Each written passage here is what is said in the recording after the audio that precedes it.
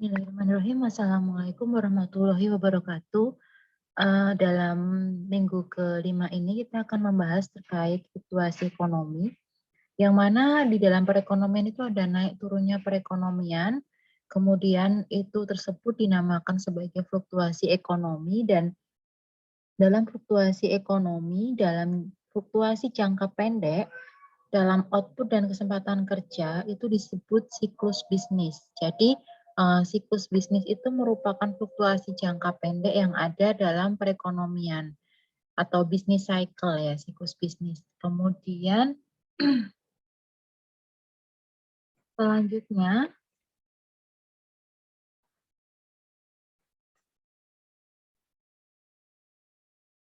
di sini terdapat beberapa indikasi yang dapat digunakan dalam meramalkan fluktuasi jangka pendek dalam perekonomian. Salah satu yang para ekonom gunakan ialah melihat pada indikator utama atau leading indicators.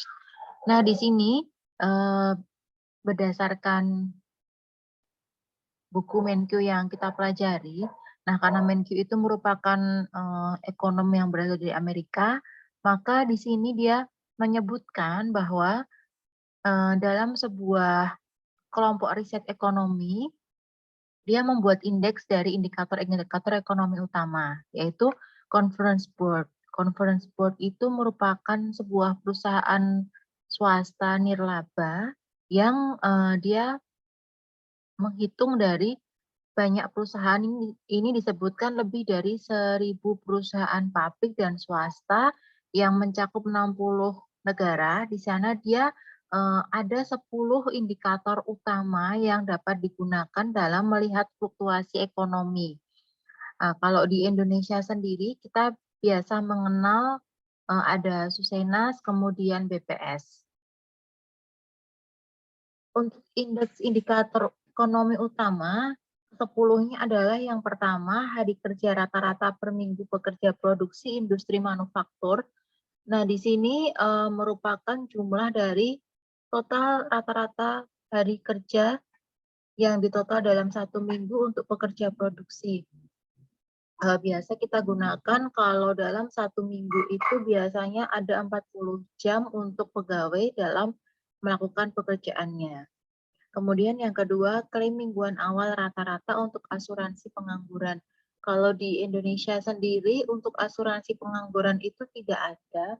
Jadi biasanya kita temukan ini di negara-negara yang lebih maju ya. Kemudian biasa kalau di Indonesia kita mengenal taspen ataupun tunjangan hari tua, tetapi pada saat ini terdapat beberapa permasalahan terkait JHT yang hanya bisa dicairkan di atas usia 56 tahun. Nah, untuk yang ketiga ialah pesanan baru barang konsumen dan material yang disesuaikan untuk inflasi. Kemudian yang keempat, pesanan baru barang modal non pertahanan. Nah, di sini untuk poin ketiga dan empat itu biasa kita temui di sektor impor yang ada di dalam pos ekspor impor. Selanjutnya untuk yang kelima ialah kinerja produsen. Kinerja produsen itu biasa kita temui pada produktivitas produsen. Jadi di mana kalau produktivitasnya itu meningkat, maka kinerjanya juga akan mengalami peningkatan. Yang keenam ialah pemberian izin gedung baru. Nah, di sini diasumsikan dengan banyaknya izin yang diberikan terhadap gedung baru dalam artian dia akan melakukan sebuah usaha, maka di sini semakin banyak pula tingkat usaha yang dihasilkan. Yang ketujuh, indeks saham. Yang kedelapan, jumlah uang yang beredar atau M2 yang disesuaikan dengan inflasi. Lalu penyebaran tingkat bunga, dan yang ke-10 IHK atau indeks harga konsumen. Kemudian di sini saya tekankan bahwa teori makroekonomi berlaku pada jangka panjang tetapi tidak pada jangka pendek. Nah, mengapa demikian? Jadi di sini jangka pendek dan panjang itu akan berbeda pada perilaku harga yang terjadi. Nah, pada jangka panjang, harga itu akan fleksibel dan dapat bereaksi pada perubahan penawaran atau permintaan. Sedangkan pada jangka pendek, banyak harga yang bersifat kaku atau sticky price pada tingkat harga tertentu. Hal ini sudah pernah kita bahas terkait kekakuan harga, karena ini juga akan memiliki dampak pada inside leg ataupun outside leg yang ada dalam fenomena ekonomi. Kemudian, kenapa pada jangka pendeknya itu banyak harga yang kaku?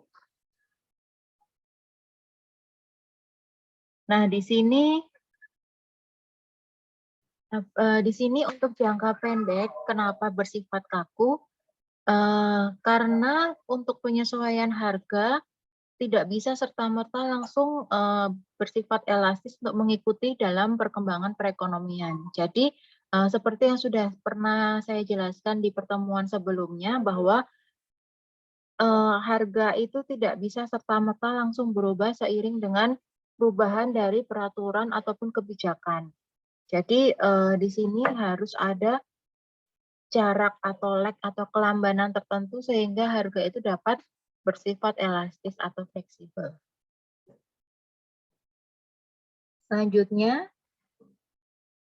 adalah kita akan mempelajari terkait model penawaran agregat dan permintaan agregat. Nah, di sini untuk permintaan agregat adalah hubungan antara jumlah output yang diminta dengan tingkat harga agregat.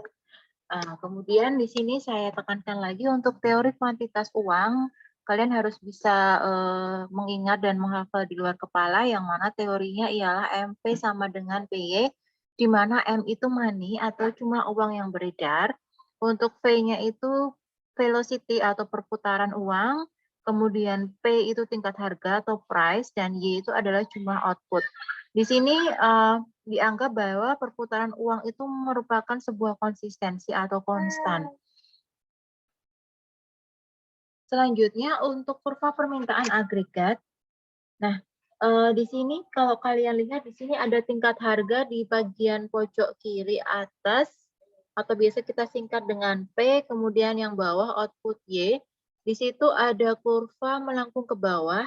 Nah, di sini kurva permintaan agregat itu menunjukkan hubungan negatif antara tingkat harga P dengan jumlah barang yang diminta Y. Jadi adanya hubungan negatif antara P dan Y, sehingga di sini diasumsikan bahwa apabila harga itu meningkat, maka Y-nya akan mengalami penurunan, ataupun sebaliknya apabila tingkat harganya menurun, maka Y-nya akan mengalami peningkatan.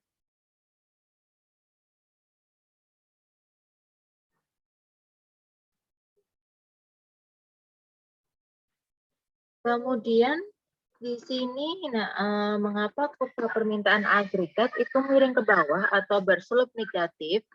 Ini ada dua penjelasannya, ialah yang pertama, jika output lebih tinggi atau Y-nya itu lebih tinggi, orang yang terlibat transaksi lebih banyak dan butuh keseimbangan real M per P lebih tinggi.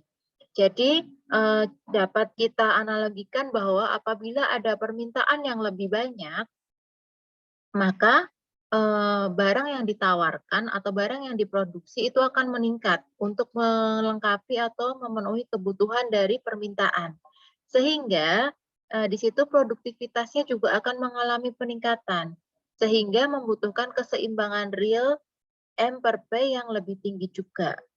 Kemudian alasan kedua, apabila bank sentral di sini Bank BI mengubah CUP, maka kombinasi yang mungkin dari P dan Y itu akan mengalami perubahan, yang berarti kurva permintaan agregat itu akan bergeser. Jadi kurva permintaan agregat itu akan bergeser apabila ada pengaruh dari money atau jumlah uang yang beredar. Nah, di sini ada pergeseran kurva permintaan, di mana di sini dalam penurunan CUP atau biasa kita sebut M di sini akan mengurangi nilai output nominal PY untuk setiap tingkat harga atau P tertentu. Jadi untuk setiap tingkat harga P tertentu, maka outputnya akan lebih rendah. Sehingga di sini CUB yang menurun akan menggeser kurva AD ke dalam dari AD menurun ke AD apostrof. Jadi dari AD atas akan mengalami penurunan ke AD bawah karena adanya penurunan dari CUB. Selanjutnya adalah pergeseran kurva permintaan yang kedua. Kalau tadi kita membahas tentang penurunan dari CUB, maka di sini ada peningkatan dari CUB. Peningkatan CUB akan meningkatkan nilai output nominal PY. Jadi untuk setiap tingkat harga PER tertentu, output Y itu akan jadi lebih tinggi. Sehingga dengan adanya penambahan CUB, maka akan meningkatkan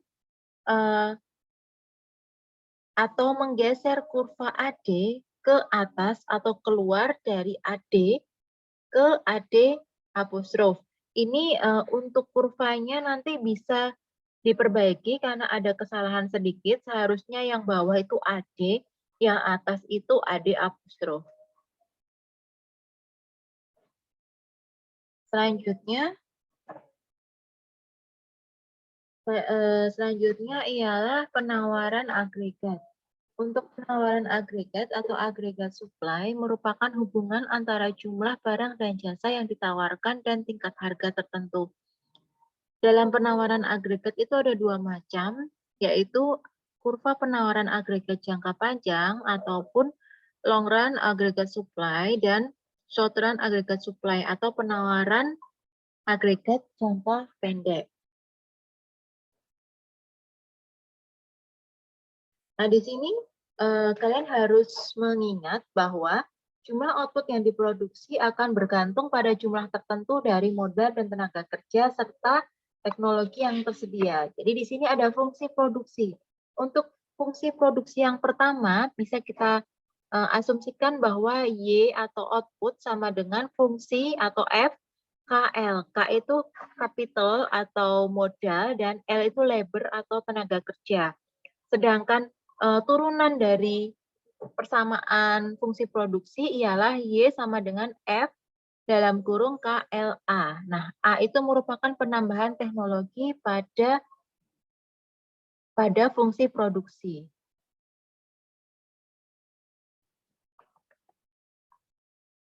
Di sini saya tuliskan untuk perbedaan dari upah nominal dan upah real. Upah nominal merupakan jumlah upah yang diterima para pekerja dari para pengusaha sebagai bentuk pembayaran dari usaha yang digunakan dalam proses produksi. Sedangkan untuk upah real merupakan tingkat upah pekerja yang diukur dari sudut kemampuan upah untuk membeli barang dan jasa untuk keperluan pekerja tersebut. Jadi secara gampangnya atau secara sederhananya ialah kita asumsikan bahwa si A memiliki gaji 2 juta di tahun 2015. Dalam tahun 2015 dia bisa menggunakan uangnya untuk membeli beras sejumlah 10 kilo. Sedangkan 5 tahun kemudian atau tahun 2020 si A juga masih memiliki gaji sebesar 2 juta.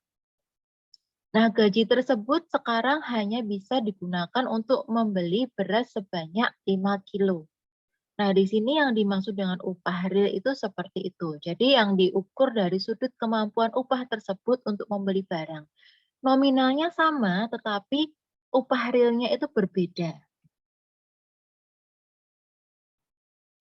Selanjutnya, ini ialah kurva dari long run aggregate supply. Jadi di sini kurva penawaran jangka panjang itu akan bersifat vertikal atau konstan, di mana kurva vertikal itu menyatakan bahwa perubahan tingkat harga tidak akan berdampak lama pada kesempatan kerja penuh. Kemudian di sini dalam long run aggregate supply atau LRAS itu akan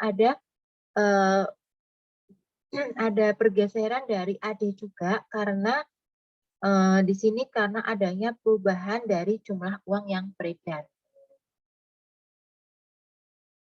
Nah, di sini LRAS akan tetap vertikal, kemudian ada pergeseran dari AD ke AD apostrof ke bawah, dari A ke B, yang mana di sini penurunan CUB akan menggeser kurva permintaan agregat atau kurva AD dari AD ke AD apostrof, karena kurva AS-nya itu kan vertikal dalam jangka panjang, maka penurunan AD itu tidak akan mempengaruhi harga, tetapi penurunan AD itu akan mempengaruhi harga, tetapi tidak mempengaruhi tingkat output atau tidak mempengaruhi Y. Selanjutnya di sini ialah keseimbangan jangka panjang. Nah, untuk tadi ada LRAS itu bersifat vertikal atau konstan pada jangka panjang, sedangkan pada jangka pendeknya dia akan akan memiliki perpotongan kurva secara horizontal. Dalam jangka panjang, perekonomian pada perpotongan kurva LRAS dan permintaan agregat. Karena harga itu telah menyesuaikan pada tingkat tersebut, maka tingkat SRAS itu akan memotong pada titik tengah antara LRAS dan AD. Nah, bagaimana mengatasi dari adanya pergeseran atau guncangan dari AD dan AS? Kita sudah mempelajari ya terkait kebijakan stabilisasi. Di mana dalam kebijakan stabilisasi itu kita ada perubahan eksogen yang bersifat internal ataupun eksternal. Jadi ada shock antara lain guncangan penawaran atau supply shock dan guncangan permintaan atau demand shock.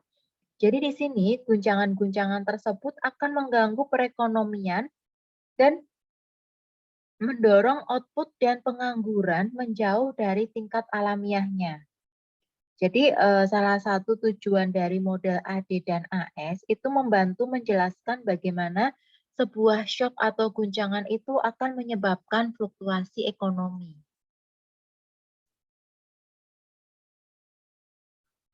Nah, di sini kebijakan stabilisasi akan digunakan untuk mengurangi tekanan fluktuasi ekonomi jangka pendek. Jadi kebijakan stabilisasi itu akan mencoba memperkecil siklus bisnis dengan menahan output dan kesempatan kerja sedekat mungkin dengan tingkat alamiahnya. Jadi disinilah bagaimana peran pemerintah ataupun pemangku kebijakan dalam menstabilisasi dari perekonomian yang ada. Jadi tidak hanya serta-merta bergantung pada tingkat kekuatan pasar saja.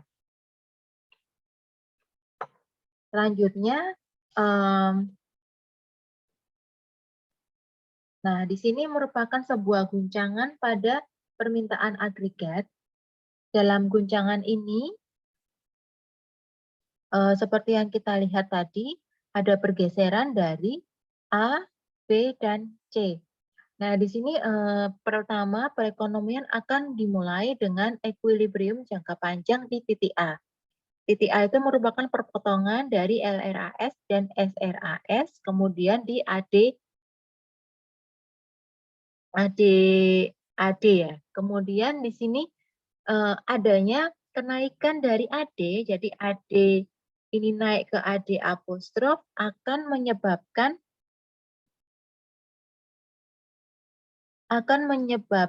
peningkatan dari velocity atau perputaran uang dan menggerakkan perekonomian dari titik A ke titik B. Nah, di sini titik A dan titik B itu akan menggeser output dari tingkat alamiahnya, dari A ke B.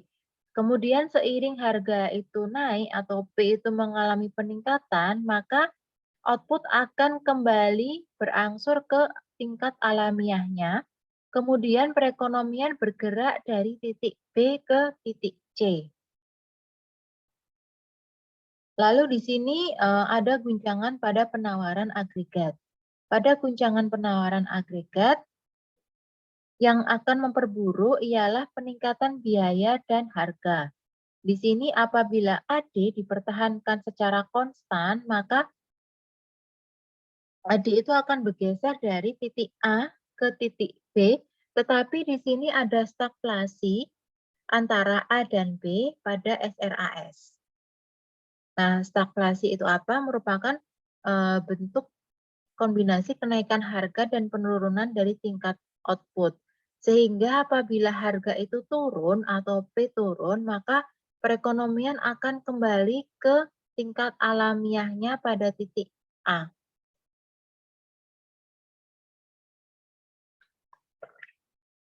Nah, sekian untuk penjelasan dari saya untuk materi terkait fluktuasi ekonomi. Terima kasih. Wassalamualaikum warahmatullahi wabarakatuh.